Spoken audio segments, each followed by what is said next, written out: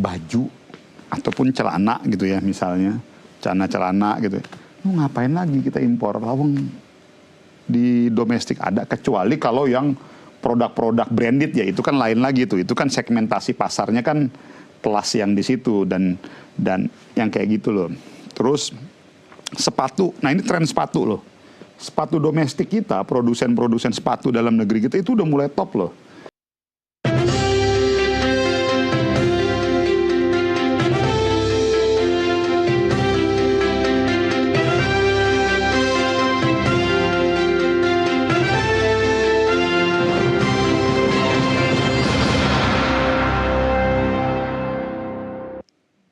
Anda kembali lagi bersama saya Maria Anneke dan saya juga masih ditemani oleh Menteri UMKM Republik Indonesia Maman Abdurrahman. Iya Pak Maman, tadi Bapak sudah sedikit membahas ini soal seperti apa pembatasan impor ke depannya untuk bisa melindungi UMKM kita. Lalu sesignifikan apa yang menjadi timeline pemerintah ke depannya? Kalau terkait pembatasan produk-produk impor, menurut saya itu menjadi salah satu agenda utama. Prinsip dasarnya begini. Kita tidak anti barang impor ya, kita tidak anti barang impor. Tetapi kita ingin produk-produk impor yang masuk itu juga tidak menghantam produk-produk domestik kita. Karena pada akhirnya keberpihakan kebijakan pemerintah pasti harus berpihak kepada kepentingan domestik dalam negeri. Artinya beberapa produk-produk barang-barang domestik dalam negeri yang kita sudah punya kemampuan untuk memproduksi, ya tentunya itu harus kita imbangi dengan barang-barang impor yang masuk ya kita batasi. Supaya jangan sampai dia menggerus kebutuhan atau kepentingan tumbuh kembangnya produksi produk-produk dalam negeri kita. Itu menjadi salah satu key point, Mbak, untuk membuat usaha mikro dan kecil menengah kita tumbuh. Karena contoh ya, ini yang sering disampaikan oleh Pak Presiden mengenai under invoicing, transfer pricing dan lain sebagainya. Bisa bayangkan Mbak, ada sebuah produk misalnya, contoh jilbab. Ini jilbab yang hari ini dikonsumsi oleh mayoritas perempuan wanita-wanita kita di Indonesia. Itu sekarang jilbab kan diproduksi dalam negeri udah bisa kok, udah banyak gitu. Jadi ngapain lagi kita impor? Kalau domestik sudah ready. Yang kedua, baju ataupun celana gitu ya, misalnya celana gitu. Mau ngapain lagi kita impor? Lawang di domestik ada, kecuali kalau yang produk-produk branded ya itu kan lain lagi tuh. Itu kan segmentasi pasarnya kan kelas yang di situ dan yang kayak gitu loh. Terus sepatu, nah ini tren sepatu loh. Sepatu domestik kita, produsen-produsen sepatu dalam negeri kita itu udah mulai top loh. Jadi kalau kita lihat tumbuh tuh produsen-produsen sepatu domestik dalam negeri kita yang sneaker tuh udah mulai variasinya udah lumayan luar biasa. Nah yang kayak gitu-gitu pada saat itu kita leveling scale-nya sama gitu ya, ngapain kita impor lagi? Ya kita batasin aja. Bukan berarti kita tutup, tapi ya kita batasi gitu. Kalau yang dulu mungkin 1.000, ya kalau sekarang kita batasi impornya cuma 500 boleh dong. Supaya produk dalam negeri kita juga bisa tumbuh gitu. Jadi kebijakan-kebijakan ini, dan ini sudah direction Presiden. Jadi artinya kita sebagai pembantu beliau, ya harus bisa mengamankan kebijakan dan arahan dari Pak Presiden ini. Karena kan semangatnya Pak Presiden kan ekonomi kerakyatan kan. Jadi beliau memang concern sekali terhadap ekonomi kerakyatan. Lalu yang kedua mengenai keadilan ekonomi. Jadi ini yang kita jaga. Jadi kita sebagai pembantu beliau, kita coba turunkan kebijakan besar dari beliau. Ya salah satunya adalah hal-hal untuk menjaga produksi produk dalam negeri kita. Baik, mungkin yang jadi pertanyaan berikutnya adalah Pak, bagaimana indikator yang nanti akan digunakan untuk melakukan pembatasan terhadap barang impor tersebut? Karena banyak sekali juga sektor manufaktur yang sebenarnya masih sangat bergantung sekali dengan bahan baku yang berasal dari impor. Nah, yang saya sampaikan ini dua hal berbeda, Mbak. Makanya tadi saya juga mau meluruskan jangan sampai kita dibenturkan seakan-akan kita ini anti impor, enggak. Kan tadi di awal saya sudah bilang, untuk produk-produk kita yang kita sudah bisa produksi, ya kita harus batasi produk-produk yang dari luar. Nah, kalau terkait kebutuhan raw material, ya mau nggak mau ya kita harus buka ruang itu. Sebagai contoh tadi saya kembali kepada kebutuhan akan bahan baku plastik kita.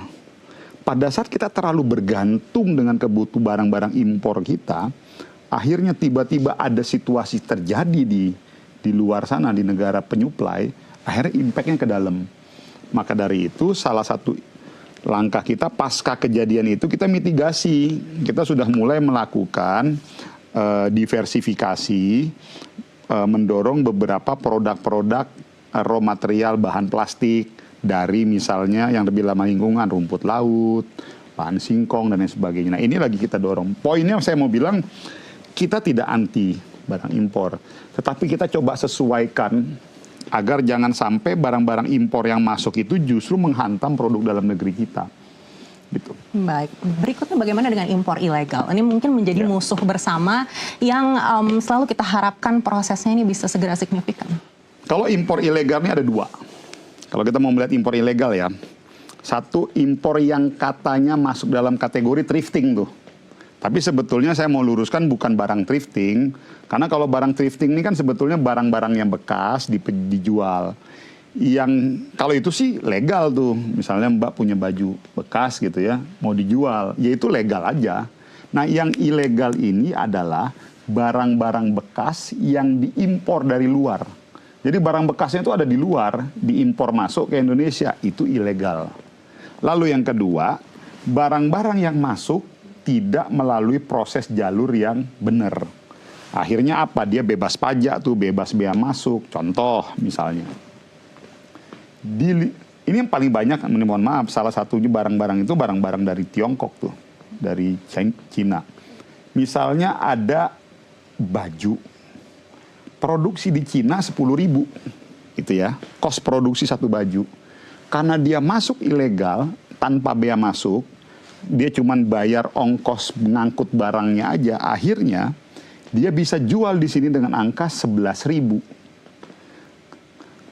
Akhirnya pada saat dikompet dengan baju-baju domestik kita, ya kolaps baju kita, nggak mampu dia bersaing karena nggak dibatas, karena mereka masuk tidak ada bea masuknya, akhirnya rontok gitu. Nah, yang kayak gitu ya kita harus tegas, kita harus lindungi. Maksudnya barang-barang gitu ya harus kita batasi dan harus kita tutup. Jadi itu ya clearnya Mbak, maksud saya jangan sampai kita mengatakan bahwa jadi yang kita lawan ini juga salah satunya barang-barang impor ilegal segala macam, dan ini banyak. Itu yang tadi disebut salah satunya white label itu. Dia masuk tanpa label, terus sampai di Indonesia dicap labelnya, mereknya A, merek B, merek C, merek D gitu loh. Nah, ini sekarang kita sama Kementerian Perdagangan dan Kementerian Bea Cukai udah kita mitigasi dan itu udah kita batasin gitu. Udah kita tahan, udah kita tindak gitu. Impor ilegal ini kan bisa kita temui bahkan di e-commerce juga, begitu Pak? Nah, ini contoh ya, karena Mbak tadi udah bahas di e-commerce. Jadi di e-commerce ini ada dua isu Mbak, isu produk dari luar sama isu mahalnya biaya charging fee-nya tuh. Nah, makanya akhirnya kami kemarin Kementerian UMKM berdasarkan arahan dari Pak Presiden perintahkan ke kami harus segera dimitigasi. Nggak boleh masyarakat kecil ataupun UMKM kita yang jualan di e-commerce itu kena dampak. Jadi apa mitigasinya? Pertama, kita buat aturan Mbak. Ini saya bicara dari yang charging fee-nya dulu ya. Jadi gini, kan rata-rata average biaya yang harus dibayar oleh UMKM di e-commerce kita itu kurang lebih sekitar 20%-an tuh. 20%-nya itu apa aja sih Pak Maman? 20% itu tuh ada dua hal, biaya layanan dan biaya promosi. Misalnya contoh, biaya yang harus di-charge dikenakan ke UMKM Rp20.000. Biasanya biaya layanan tuh 40%-an sampai 50% tuh dari 20.000. Artinya hampir setengahnya. Biaya promosinya sisanya itu. Nah, kita kemarin sudah keluarkan aturan bagi usaha mikro dan usaha kecil untuk biaya layanannya wajib didiskon 50%. Jadi misal kalau tadi 20.000, setengahnya itu kan biaya layanan tuh kurang lebih 10 ribuan. Nah itu wajib didiskon 50%. Jadi mereka cuma bayar 5.000 rupiah. Lalu ada nanya lagi, loh kenapa biaya promosi nggak dikenain diskon? Itu kan berbeda. Itu kan subjektivitas tergantung kebutuhan masing-masing usaha mikro, dia mau pakai paket promosi atau enggak. Itu dalam rangka tadi itu untuk meringankan beban kos produksi para UMKM. Namun kita masukkan syarat di situ Mbak. Yang mendapatkan fasilitas diskon 50% ini bagi mereka yang memang produksi barang dalam negeri. Jadi kalau yang misalnya impor-impor itu nanti kita review semua tuh. Nah karena kan kita udah ada sistem nih sekarang yang udah kita bangun nih di Kementerian UMKM namanya Sapa UMKM. Nanti kita tinggal integrasi dengan e-commerce, lalu kita review tuh semuanya. Gitu. Ini semua dalam rangka untuk mempersempit ataupun mempersempit ruang gerak maraknya masuknya barang-barang impor-impor ilegal ini ke Indonesia yang akhirnya mengganggu produktivitas, aktivitas usaha para usaha-usaha mikro dan kecil kita. Baik, tadi Bapak sampaikan kita sudah ada sistem yang mengsinkronize begitu ya dengan e-commerce. Lalu bagaimana kita bisa memanfaatkan AI untuk memperkuat sistem tersebut? Memang begini, tapi memang rata-rata ya sekarang di e-commerce kita udah pakai AI semua kok. Dan sistem kita juga di Sapa UMKM kita juga udah generate dengan beberapa teknologi AI gitu. Dan salah satu contohnya di sistem Sapa UMKM itu di kita juga udah kerjasama dengan beberapa perusahaan-perusahaan provider ataupun training AI. Karena kita tahu mau tidak mau, suka ataupun nggak suka, tantangan pemanfaatan teknologi kesempatan bagi UMKM untuk memanfaatkan teknologi AI itu dalam rangka untuk memudahkan dia menghadapi tantangan ke depan. Semua pasti rata-rata sudah teknologi dan kita tahu bahwa pemanfaatan AI bisa lebih memudahkan cara kerja atau produktivitas mereka. Jadi sekarang udah kita dorong tuh dan kita udah tarik beberapa perusahaan untuk kasih pelatihan AI dan beberapa komunitas-komunitas tertentu. Baik, dengan upaya yang sudah dilakukan, teknologi juga berkembang sangat pesat sekali. Lalu apakah menurut Kementerian UMKM sekarang itu sudah naik kelas? Artinya kita sudah bisa secara signifikan terlihat mencapai tujuan UMKM untuk bisa go internasional? Memang begini Mbak, kalau kita mau membahas tentang UMKM yang naik kelas, ini faktornya banyak. Artinya parameternya itu banyak sekali. Ada yang melihat bahwa sebuah entitas usaha mikro atau kecil naik kelas itu kalau dia sudah masuk ke sektor formal, pegawai-pegawainya. Jadi rata-rata kan kebanyakan itu pegawai-pegawai atau pekerja di sektor mikro dan kecil itu mereka masih dianggap sebagai pekerja informal. Karena dia belum masuk dalam akses jaringan pengaman sosial atau perlindungan sosial kita. Kalau dilihat dari situ, trennya sudah luar biasa signifikan naik. Kalau dilihat dari situ. Tapi kalau dilihat dari kredit misalnya, itu juga sudah banyak juga, tapi ada juga yang turun. Gitu loh maksud saya. Jadi kalau kita mau melihat tumbuh kembangnya sebuah usaha mikro, dia sudah tumbuh ataupun tidak, memang faktor parameternya, indikator-indikatornya banyak sekali untuk dilihat. Nah, namun yang terpenting bagi kita sekarang adalah bahwa yang penting volume, jumlah misalnya yang bergeser dari sektor informal ke formal harus semakin banyak. Makanya kita bekerja sama dengan BPJS Tenaga Kerja, BPJS Kesehatan, segala macam, kita dorong tuh semuanya mereka untuk bisa engagement atau mendapatkan akses BPJS gitu misalnya.